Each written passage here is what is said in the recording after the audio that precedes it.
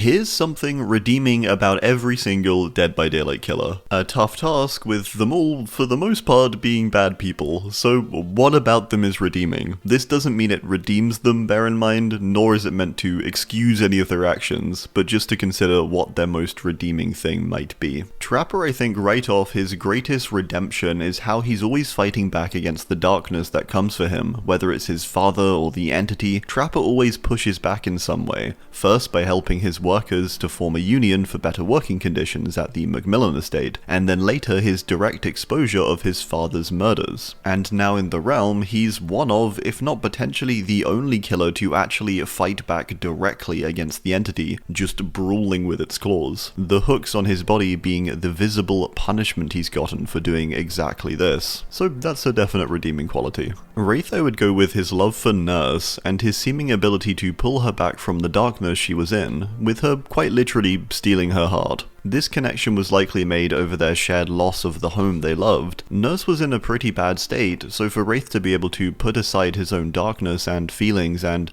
connect with Nurse more deeply is very impressive, but also a key redeeming quality of him. Billy shared his add-ons with Bubba upon him coming to the realm, giving him access to all of the same add-ons before he got his own unique ones. Originally and upon release, Bubba actually had the exact same add-ons as Billy, as they were both chainsaw powers. That's incredibly kind of him. Redemption. Nurse, I would just say her service of being a nurse during seemingly the First World War. There's a number of outfits that suggest Sally may have briefly left Crotus Pren and actually served as a medic of some kind, or possibly the asylum was converted during the war to house injured soldiers. Either way, that's definitely redeeming. Myers is a safe and respectful driver.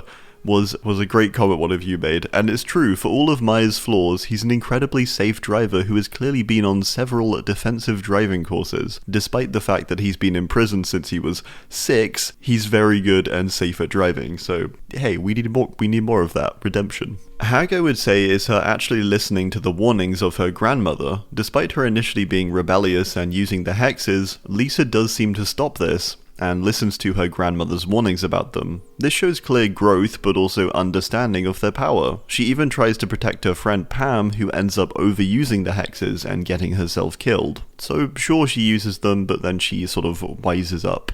Doctor is debatably redeemed by killing Otto Stamper, the man who caused the entire community at the Garden of Joy to be destroyed and consumed by Dredge, and essentially gave Doctor himself the power and ability that he uses incredibly badly. Therefore, Doctor is really doing the world a solid by getting rid of Stamper, or in the same vein we could say his destruction of Larry's even, which was ultimately a very harmful place. Bubba, I would say his respect for kind gifts. His chainsaw was actually a birthday gift from his family, and he has really taken care of it and kept it in good working condition over the years, which is the best I've got as a redeeming quality. Huntress, I would go with the fact that she is somewhat redeemed debatably by her survival. She was left alone as a child in the woods after her mother was killed, yet she still managed to survive and live on despite this. An incredible feat. She keeps her mother's cabin well and seems to actually live a rather peaceful life. She just doesn't like visitors. Freddy is the hardest character to find something redeeming for, but I think a decent one is that he seemed to be a decent groundskeeper. His job.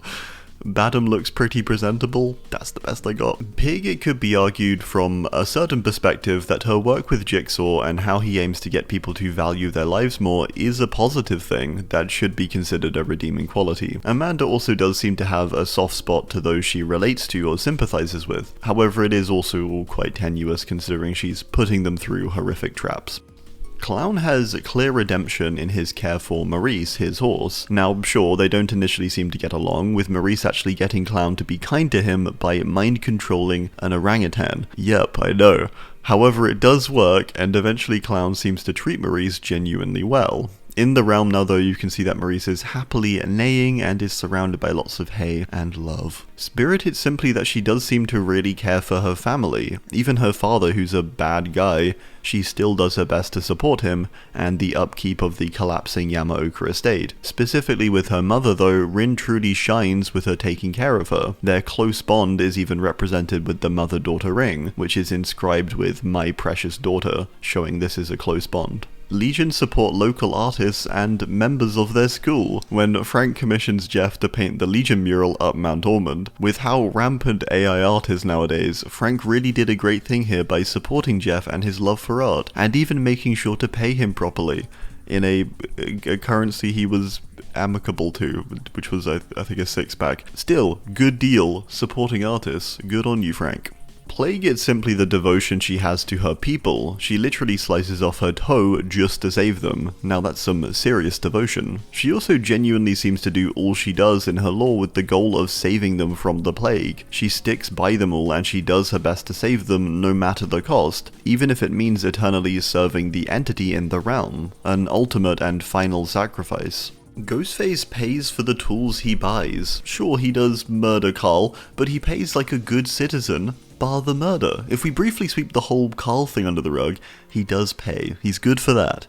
And also overpay, I might add. He left a tip by the looks of it. Demogorgon is just a poor dog who was dragged into a conflict with the right side up. They're also redeemed because they clearly aren't inherently a threat, as seen with Dustin and Dart, who form a genuine bond. They're good dogs, and they're well trained is their redemption. Only I would have to say his love for his family and their legacy. Now, obviously this manifests in a very violent fashion, but I don't think it negates the good aspects completely. Oni has a great love for his father, Renjiro, and breaks down completely upon realizing he's killed him. He also has great care for his son, Akito. When Akito breaks his leg, Kazan goes on repeat tough and wintry pilgrimages to pray for his son's recovery at a temple. He really does care for them. Deathslinger may seem a bit contrived, but I'm going to say his ingenious inventions, which for the time they were made at, probably did genuinely progress the technology of the time in his universe, with them being deemed as genius, such as with his railroad spike gun. That's the true tragedy of Slinger really, is that under the right circumstances he could have simply been a great mind and progressed technology a lot with the correct resources. Pyramid Head, I would argue that his lack of desire to actually be violent or seek it out is a redeeming quality of his character. He was initially made for the purpose of helping James, and once he completes this, his first reaction is to go to sleep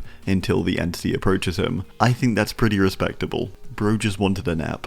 Blight, I guess we could argue that his experiments and ideas are pretty great and will push science forward, especially if his findings ever reach anyone else or the outside world. He has developed serums that actually do produce insanely potent results, such as resurrection, so his research could be very valuable to humanity.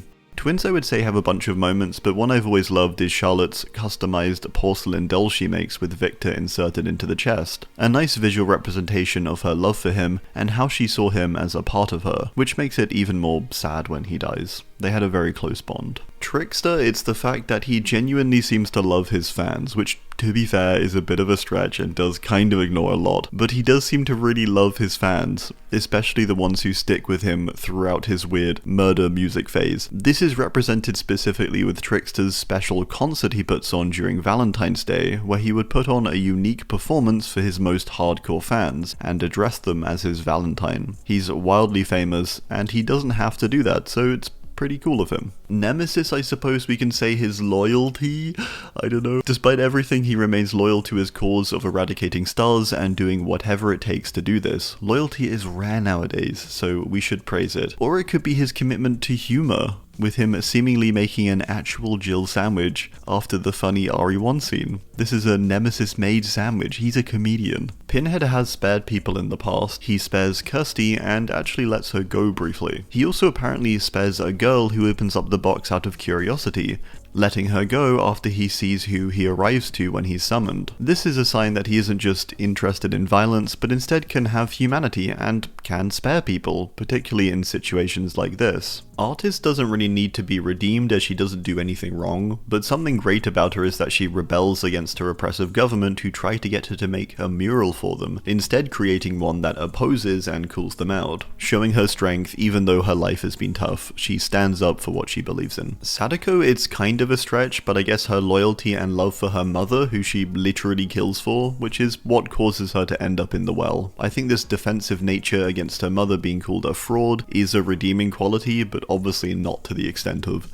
murder. Dredge returned Maurice safely after taking him. Now this may seem a little silly that we should thank Dredge not for harming Maurice, but to be fair, as a mass or embodiment of evil intention and thought, it is actually quite nice of Dredge to have taken but also returned Maurice completely safely. If you didn't know, Maurice did briefly get consumed and disappear when Dredge was added to the game, with him going on an adventure with Saku, the Red Crane, before returning to Father Campbell's chapel. He basically just gave him a nice holiday where he made a good friend, so kind Dredge. Wesker, I'm going to say his monologuing is his redeeming quality. If he didn't monologue and chat so much during his fights, they would end much sooner with him killing the other person really easily. So the fact he constantly talks back to Chris and explains exactly how long he has to spare with him and stuff like that, it actually ends up being a useful quality for those trying to defeat him, so that's pretty redeeming. Knight seems to have a genuine love for his mother but also his boys, who he goes back to save from the Guardia Campania after being freed. Further, he seems to have negotiated with the entity to some degree to let them come to the realm as well. Knight really does care and love them. Skull Merchant has a genuine and great love for her father's work, which is something that's very sweet. She loves his mangas and the original, less violent ones, before they become darker and feature Skull Merchant, which she loves too. She just adores her father and sees his creativity as something to be really respected and appreciated, going so far as building her empire just to cosplay as the Skull Merchant character and spread his creation further. That's a real love for him there. Singularity is said to have constructed a food processing hub on a cold exoplanet, doing so through horrible freezing temperatures, and for the benefit of humanity, despite him struggling with his existence. Now that's a good being right there, not thinking about himself but worrying for others who may not be able to withstand the cold so well. Xenomorph, we can just say their loyalty to their queen, I suppose, which potentially even extends to them serving in the realm now, with them worried about the safety of their queen, a loyal kitty. Chucky, we can say his clear love for Tiffany, but also their dull child they have together in Seed of Chucky. It's I don't know how this happens, it's a strange film, but Chucky does seem to have a genuine soft spot for them that otherwise isn't shown, so that's something, right? Unknown, I would make the argument that its rebellion against the entity, intentional or not, is a redeeming quality. The entirety of its lore and Sable centers around people being confused about whether something was Unknown or the entity's doing. Unknown seems to take credit and annoy the entity with its actions. Even in the realm, Unknown seems unhappy and ready to leave. I'm not sure what else to say for Unknown, but this is something. Vecna, I guess we can say, is his pursuit of knowledge, his desire to learn more about the entity instead of trying to fight or destroy it straight away, at least for now. This is a good thing ultimately, as it means the innocent survivors of the realm remain safe from a larger war between two huge powers. So the fact he holds back and is actually studying at the moment, I would say, is minor redemption. Dracula is redeemed somewhat, I think, by his genuine and strong love for his wife that was taken away from him. It's a rare thing to find that, and it was clearly very true as he justifies his eradication of humanity on its basis. Then again, who wouldn't? Houndmaster, it's got to be her clear care for Snug, who was also the runt of the dog litter she was given. She trained and cared for all of her dogs deeply and formed a great bond with them, but especially Snug, likely protecting him too when he was too small to do it himself, and he otherwise would have died as they were on that strange, mysterious overlap island. She also just seemed to be a genuinely good person when her father was alive, traveling the world as a merchant. Kaneki has to be his genuine and repeat resistance to misusing his ghoul abilities after gaining them. The man wants nothing more than to eat a burger and get on with his life, but he's forced to pursue consuming people instead. Kaneki didn't want to be here, and it really shows through his actions, where he avoids violence wherever possible, even if it makes him incredibly miserable and suffer a lot of pain. Springtrap, I suppose we can say that he does pay his workers. And the security guard hired for the pizzeria. I guess this is Fazbear Entertainment as a whole. As awful as the company is, and Afton himself is, they are true to their word of paying their employees, as little as the payment might be for the service given. I know I'm stretching for that one, but the best I got. Krasue, I guess it could be argued the fact that she took on the Krasue curse from someone else is somewhat of a redeeming quality. Sure, it was self-serving because she did it to become famous, but she did technically also save that other person who didn't want it anymore, which is a pretty nice act. Again, even if it's for the wrong reasons. Vecna 2, or Henry, or 1, or Mr. Whatsit, or whatever, I'd say it's simply that the way he ends up and the form he now takes all comes from the Hawkins lab and his treatment there. He would have never been this way had it not been for the torture he was put through, not too dissimilar from a character like 11, who we can also clearly see is very traumatized by it. In different circumstances, he could have been, well, different. So I do think this is a somewhat redeeming quality, as he wasn't just evil all along, he was made this way in many ways. Alright, well, that's gonna do it. Let me know your thoughts as always down below. Thanks for watching, and goodbye.